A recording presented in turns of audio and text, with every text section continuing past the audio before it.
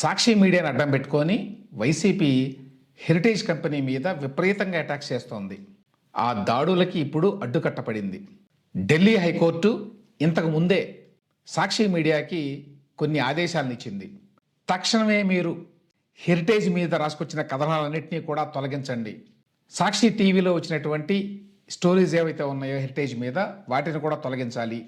వాటిని యూట్యూబ్లో ఇతర సోషల్ మీడియాలో పెడితే వాటిని కూడా తొలగించాలి అని మధ్యంతర ఉత్తర్వులు ఇచ్చింది. యాక్చువల్గా హెరిటేజ్ కంపెనీ వాళ్ళు సాక్షి మీద 100 కోట్ల రూపాయలకి డిఫమేషన్ వేశారు ఢిల్లీ హైకోర్టులో. ఢిల్లీ హైకోర్టులో ఎందుకు వేశారు? ఈ కేసులో ఇన్వాల్వ్ అయినటువంటి అనేక పార్టీలు దేశవ్యాప్తంగా ఉంటాయి. ఫర్ ఎగ్జాంపుల్ యూట్యూబ్లో, ఫేస్బుక్లో, ఎక్స్లో సాక్షి వాళ్ళ కథనాలు ఉంటాయి. వాళ్ళు లింకులు ఇస్తారు. అందులో వాటికి సంబంధించి ఏమైనా ఆర్డర్స్ ఇవ్వాలంటే ఢిల్లీ హైకోర్టు మాత్రమే ఇవ్వగలదు.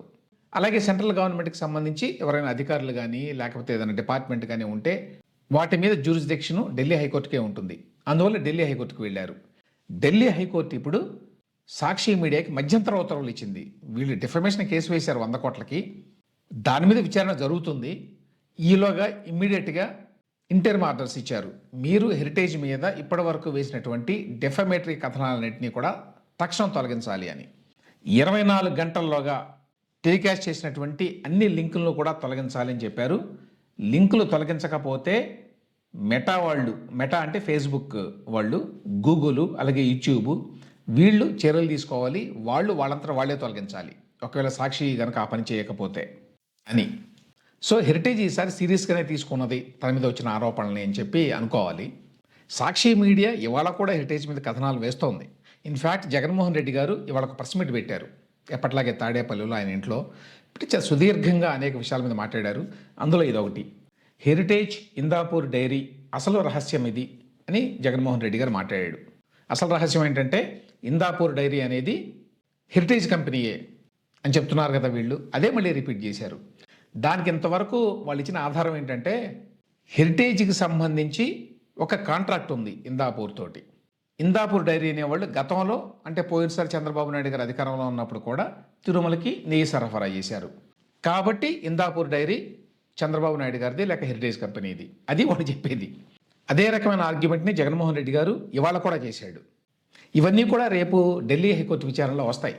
ఈ లోపల దేవుడి దెబ్బ అదర్స్ హెరిటేజ్ షేర్లు ఢమాల్ అని చెప్పి ఇంకో కథనం కూడా వేశారు. చాలా కథనాలు వేస్తున్నారు.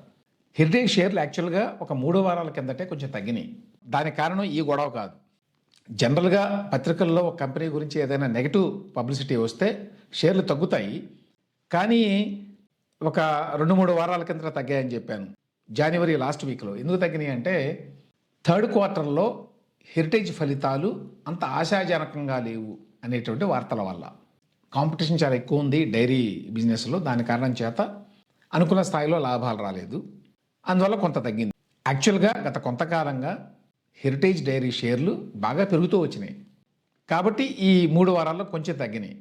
కానీ ఈ ఇందాపూర్ కాంట్రావర్సీ వల్ల ప్రత్యేకంగా ఏమీ తగ్గలేదు. కానీ అది కూడా ఒక కథనం కింద రాశారు. ఏమైనప్పటికీ హెరిటేజ్ వాళ్ళు ఇన్నాళ్ళకి ఒక 100 కోట్లకి డెఫమేషన్ కేసు వేశారు సాక్షి మీద. బొత్స సత్యనారాయణ గారికి ఆల్రెడీ లీగల్ నోటీసులు ఇచ్చారు. ఆయన మీద ఇంకా కేసు వేయలేదు. సాక్షి మీద ఎందుకు వేసి ఉంటారంటే సాక్షి పత్రిక వేసిన కథనాల మీద వాళ్ళు రిజైండర్లు పంపించుంటారు. ఆ రిజైండర్లను ఎలాగూ సాక్షి పత్రిక వేయదు, సాక్షి టీవీ ప్రసారం చేయదు. ఆ తర్వాత వెళ్ళొచ్చు. ఎందుకంటే ఒకసారి మీరు రిజైండర్ వాళ్ళకి పంపిస్తే మీరు మా వివరణ వేయండి అని, అది కూడా వేయకపోతే అప్పుడు ఈ పరువు నష్టం కేసు వేయడానికి అవకాశం ఉంటుంది కోర్టుల్లో. అందుకని ఆల్రెడీ ఆ ఫేజ్ అయిపోయింది కాబట్టి వాళ్ళు వేసేశారు. బొత్స గారి విషయంలోనేమో ఆయనకి లీగల్ నోటీస్ పంపించారు. ఆయన కనుక రెస్పాండ్ కాకపోతే అప్పుడు ఆయన మీద కూడా కోర్టులో పరువు నష్టం దావా వేయొచ్చు. ఇప్పుడు సాక్షి పత్రిక ఏం చేస్తుందో చూడాలి. ఎందుకంటే రేపటి నుంచి హెరిటేజ్ మీద ఇట్లా రోజుకు ఒక కథ అల్లి వేయడానికి అవకాశం లేదు.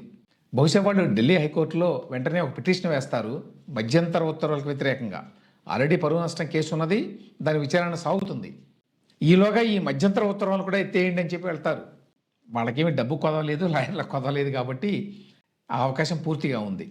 కాబట్టి నెక్స్ట్ ఫ్యూ డేస్లో ఏం జరుగుతుందో చూడాలి.